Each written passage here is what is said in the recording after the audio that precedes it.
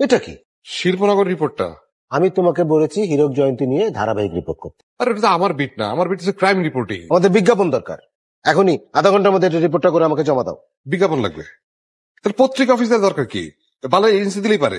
আমার কিছু টাকা লোন দরকার, লাখখানেকের মতো, পরে সময় মতো আমি ফেরত দিয়ে দিব। না না, এখন লোন দেওয়া সম্ভব না।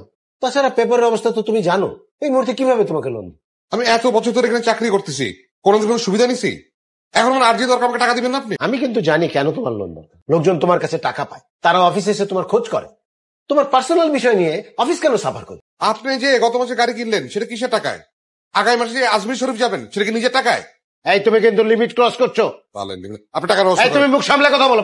কথা বলো মানে কি? টাকার ব্যবস্থা করেন আপনি। লোন হবে না, এই মুহূর্তে লোন দেওয়া সম্ভব না। সম্ভব না? না। দাঁড়ান, আপনি পত্রিকা অফিসের আড়ালে আর কি করেন সেগুলো জানি না মনে করছেন? সব খবর বের করে ছাড়বো।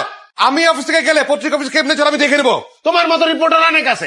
আপনি চাকরি ইয়েও মারি না। যাও যাও, তোমার মতো রিপোর্টার আমি প্রতি মুহূর্তে 10 করে তৈরি করে দেবো। ছোট লোক টাকা। আপনি ছোট লোক একটা।